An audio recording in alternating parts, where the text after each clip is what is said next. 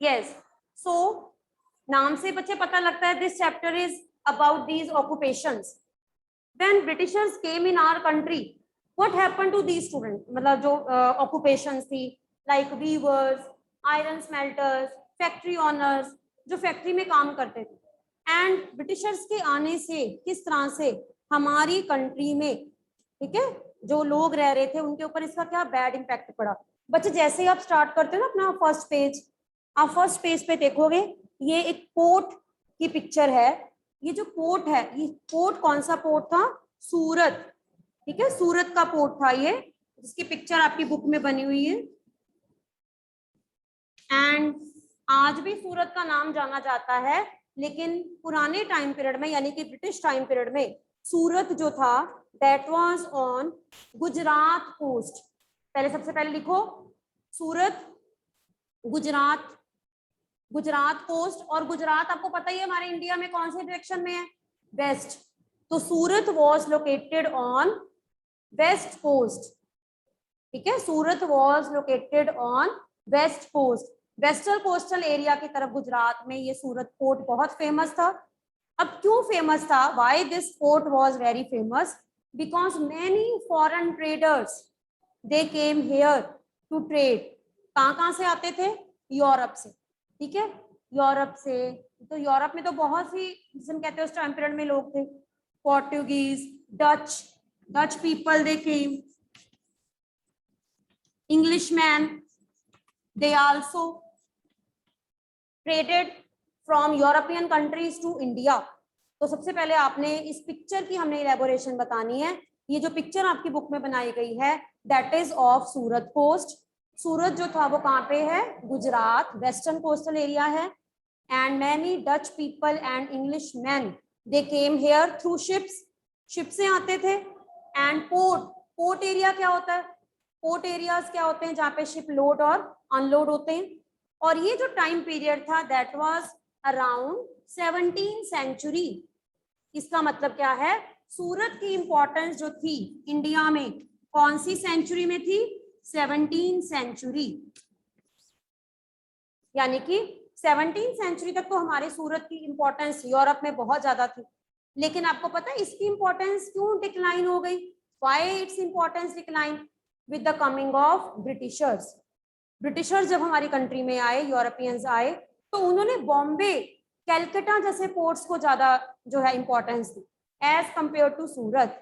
And with this we can say that importance of Surat during 18th century decline. Decline का मतलब क्या होता है? कम हो गई. इतना समझ में आया बच्चे? हाँ जी, जानवी, पुण्या. ठीक है, once again I am repeating that we will start from the city of Surat. This city was very famous during 17th century. ठीक है, because many European ships, sailors, they came here from European countries to trade. This place was very much famous for textile. सूरत में बहुत अच्छा कपड़ा बनता है, तो कपड़े की डिमांड यूरोपियन कंट्रीज में बहुत ज्यादा थी. 17th सेंचुरी तक तो सूरत की डिमांड बहुत रही. लेकिन जब जैसे से हमारी कंट्री में ब्रिटिशर्स आते रहे, उन्होंने पता कौन से पोर्ट्स को ज्यादा इंपॉर्टेंस दी? कौन से पोर्ट्स को ज्यादा इंपॉर्टेंस दी? बॉम्बे, कैलकाटा. वहां पे अपनी फैक्ट्रीज बनाई और धीरे धीरे हम ये कह सकते हैं कि सूरत की इंपॉर्टेंस जो है वो कम हो गई. कौन सी सेंचुरी में? याद रखना है आपने. Which century? Near about which century importance of Surat decline? Near about 18th century. तो यही हमने स्टोरी पढ़नी. तो actually this is the story of craft. This chapter is the story of craft, story of industry. इसमें हमने पढ़ना है कि कौन सी इंडस्ट्रीज को लॉस हुआ ब्रिटिशर्स के आने से हमारी कंट्री में. जो इंडस्ट्रीज पहले बहुत फेमस थी, लेकिन ब्रिटिशर्स के आने के बाद उन इंडस्ट्रीज को लॉस क्यों हुआ. तो बेसिकली हमने पढ़ना है इसमें टेक्सटाइल. टेक्सटाइल हमने कपड़े के बारे में पढ़ना है. आयरन एंड स्टील के बारे में पढ़ना है, क्योंकि बेसिकली यही दो इंडस्ट्रीज मेन होती हैं. कौन सी दो इंडस्ट्रीज मेन होती हैं? कौन सी इंडस्ट्रीज मेन होती हैं? या तो टेक्सटाइल या आयरन एंड स्टील इंडस्ट्री. ठीक है, तो आपको पता है बच्चे, पूरे यूरोप की बात करें तो सबसे पहले इंडस्ट्रियलाइजेशन का जो प्रोसेस है वो कहाँ पे स्टार्ट हुआ था? डस्टर कहाँ बेटे? डस्टर नहीं,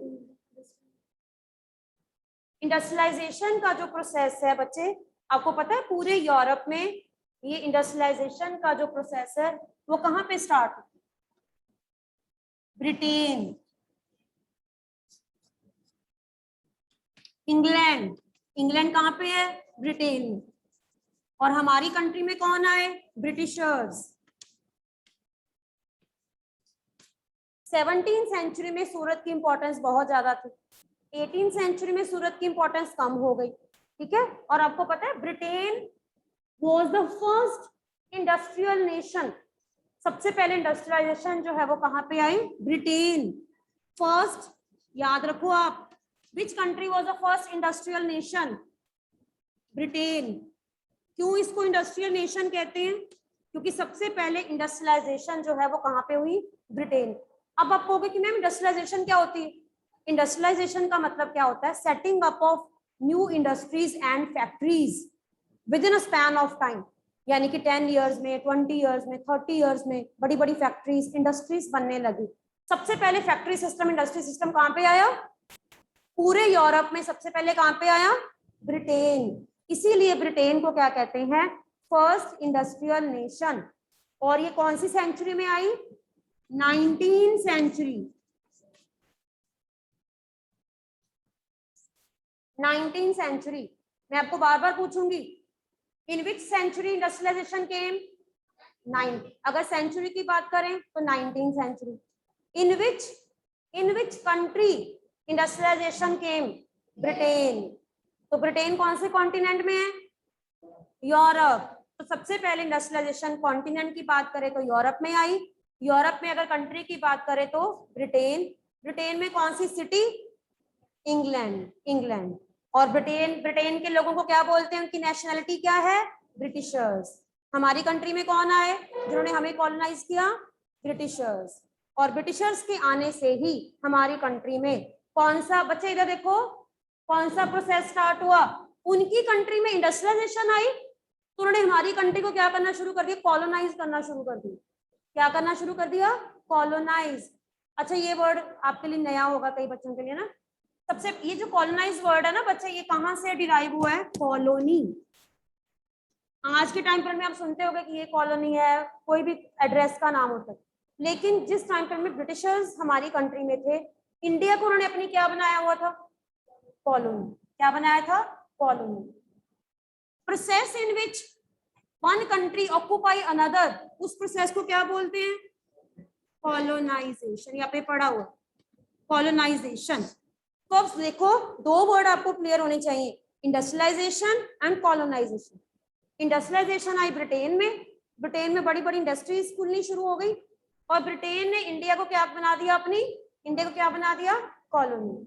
तो कहीं ना कहीं हम ये कह सकते हैं कि ब्रिटेन जो था, जहां पे सबसे पहले इंडस्ट्रियलाइजेशन आई, इसको पूरे वर्ल्ड की क्या कहते थे? वर्कशॉप।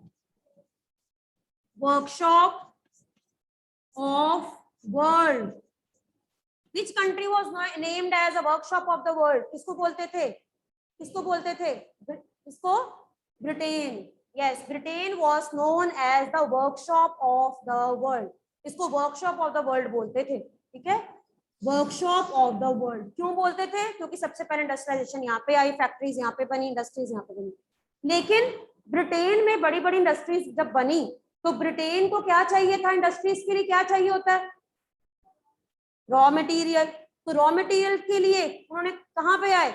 हमारी कंट्री। और हमारी तरह बहुत सी कंट्रीज को उन्होंने अपनी कॉलोनी बना दी। आप खुद सोचो कि ब्रिटेन में बड़ी बड़ी इंडस्ट्रीज बनेंगी, अब अगर टेक्सटाइल इंडस्ट्री बननी है, कपड़े की इंडस्ट्री बननी है, तो कपड़े के लिए उनको क्या चाहिए? क्या चाहिए? कॉटन। तो कॉटन के लिए इंडिया है। आयरन एंड स्टील इंडस्ट्रीज के लिए उनको अगर रॉ चाहिए तो रॉ आयरन उनको इंडिया से मिलेगा।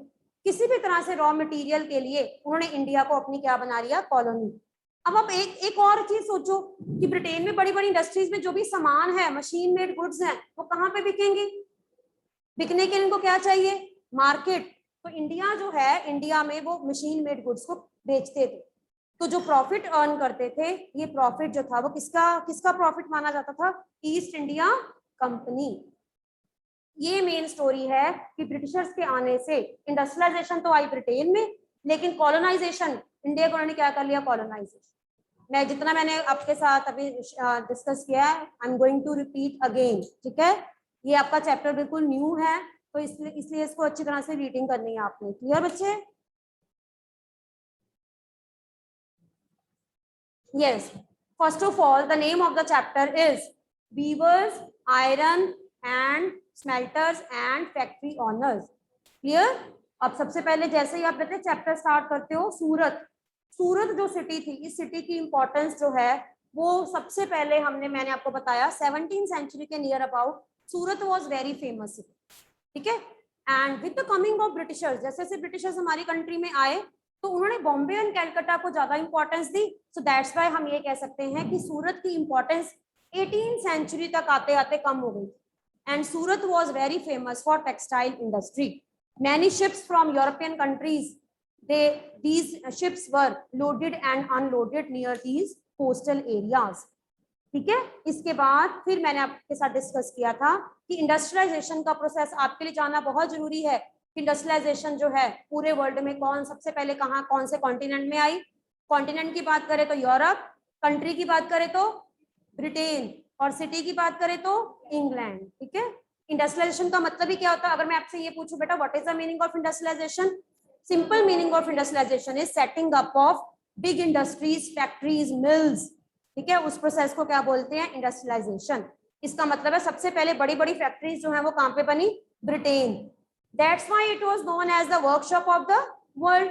अगर यही क्वेश्चन आपसे पूछूं why Britain was known as the workshop of the world, because industrialisation came first in the Britain, ठीक है।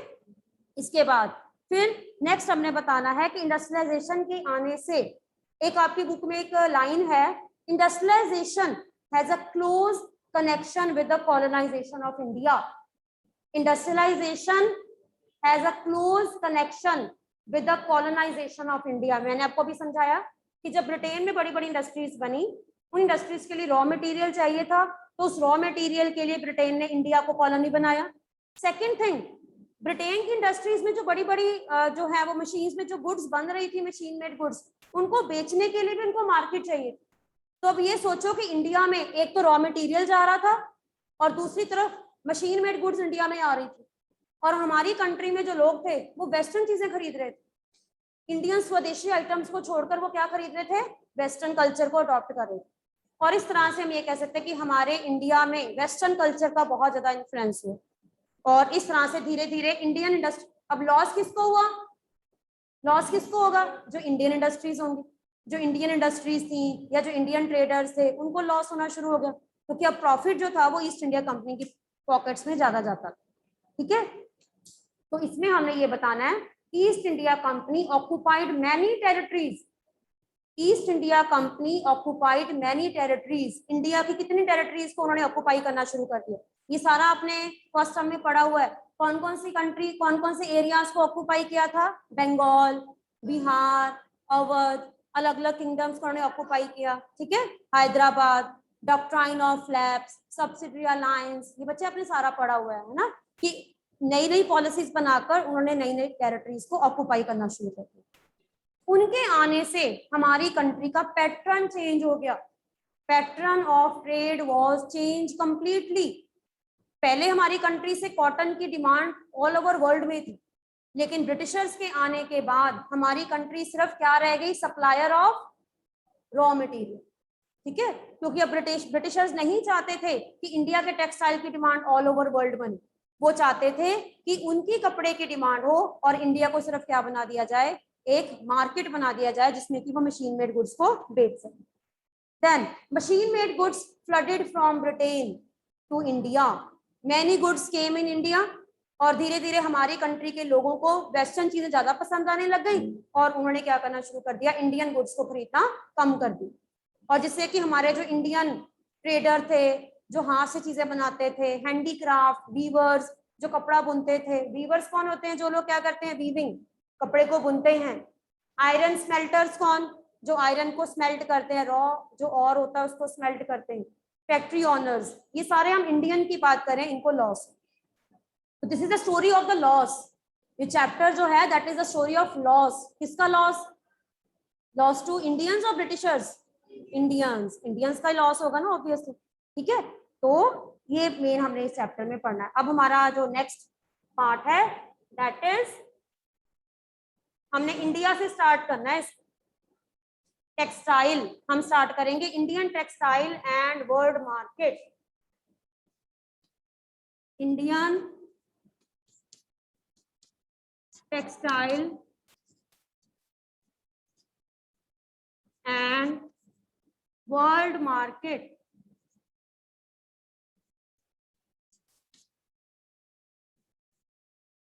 अब चैप्टर को हमने स्टार्ट करना है, तो सबसे पहले हमने अपनी कंट्री की इंपॉर्टेंस बतानी है।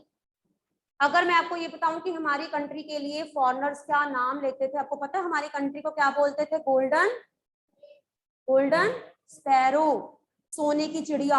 इंडिया को कहते थे सोने की चिड़िया, क्योंकि यहाँ पे gold coin, silver coins prevalent थे। ठीक है, तो ये वो टाइम था जिस टाइम पीरियड में हमारी कंट्री की इंपॉर्टेंस पूरे ऑल ओवर वर्ल्ड में थी।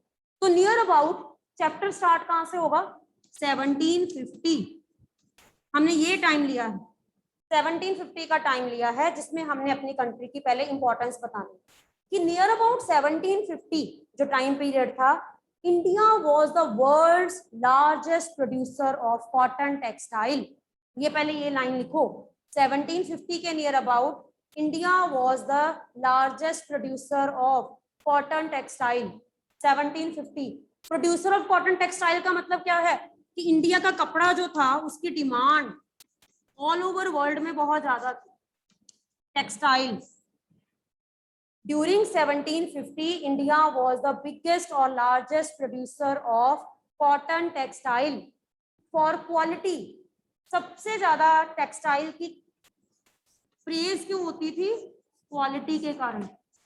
हमारे इंडिया में ना ब्लैक सॉइल है बहुत ज्यादा एरियाज में, जहां पे ब्लैक सॉइल होगी that is good for cultivation of cotton.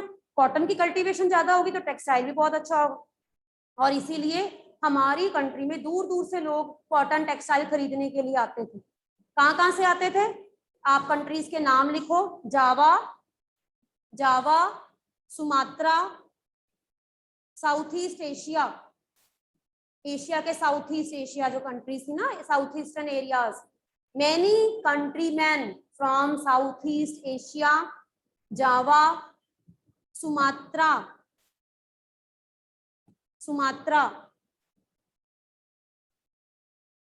they came here, they traded our cotton textile, वो यहाँ पर आकर कॉटन टेक्सटाइल की ट्रेडिंग करते थे। and with this we can say that at that time Indian merchants were very happy। ये वो time था जब इंडियन वीवर्स और Indian merchants they were very happy, they were living happily, they were earning a very good income। ठीक है, और Arab merchants they also came,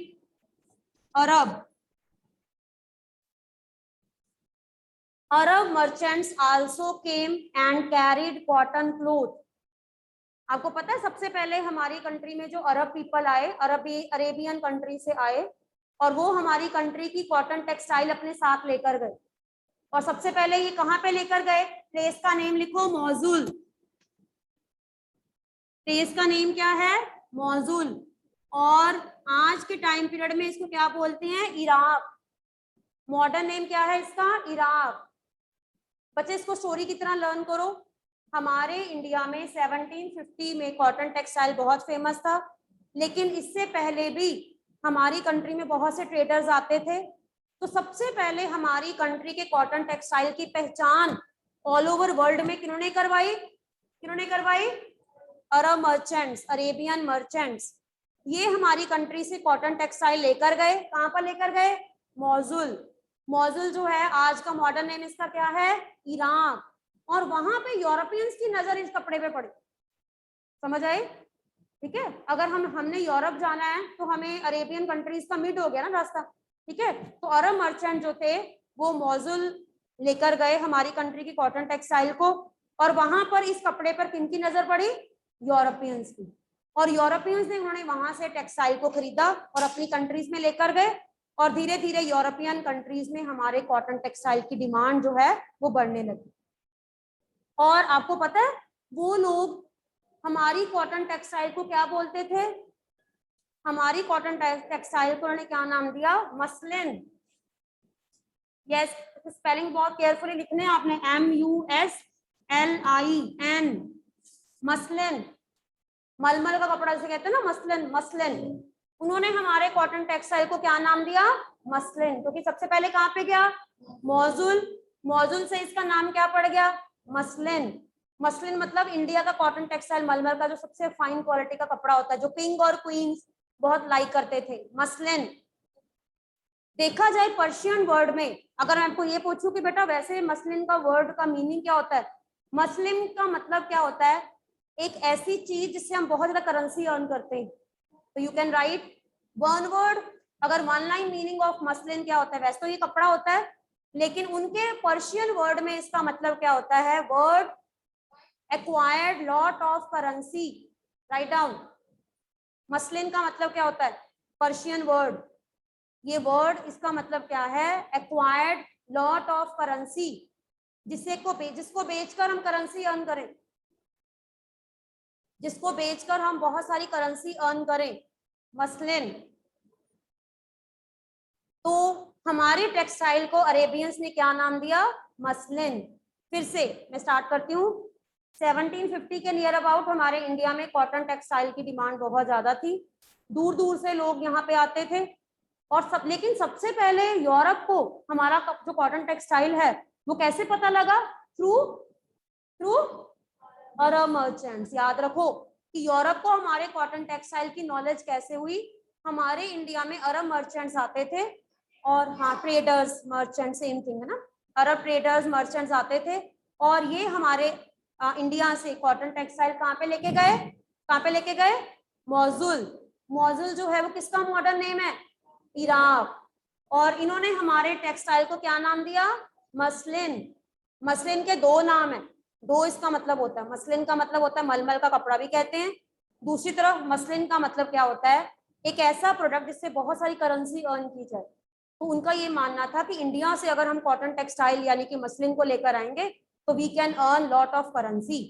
और Arab जो मर्चेंट्स थे, यानी कि बहुत से यूरोपियंस भी अरब कंट्रीज में आते थे, तो यूरोपियन मर्चेंट्स की नजर जो है वो कहाँ पे पड़ी? कॉटन टेक्सटाइल, जो कि अरेबियन मर्चेंट्स अपने साथ लेकर गए थे, और इस तरह से यूरोपियंस भी हमारी कंट्री में आना शुरू हो गए। समझ आई?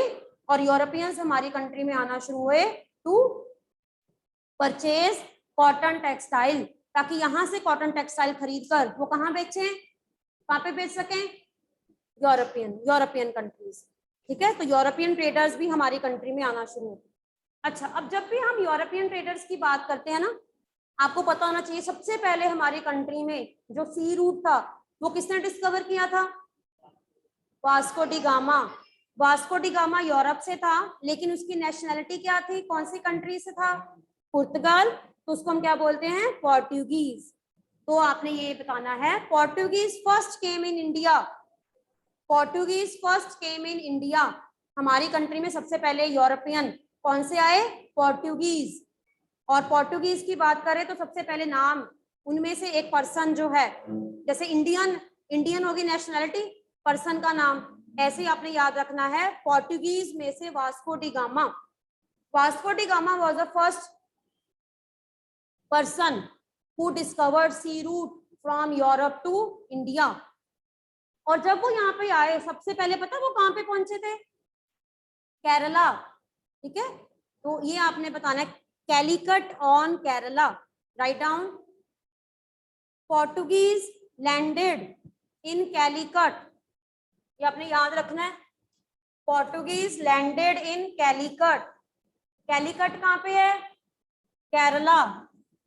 याद रखो अच्छी तरह से spelling, Calicut on Kerala coast. And ये सब बच्चों को पता है कि केरला किस चीज के लिए फेमस है? स्पाइसेस।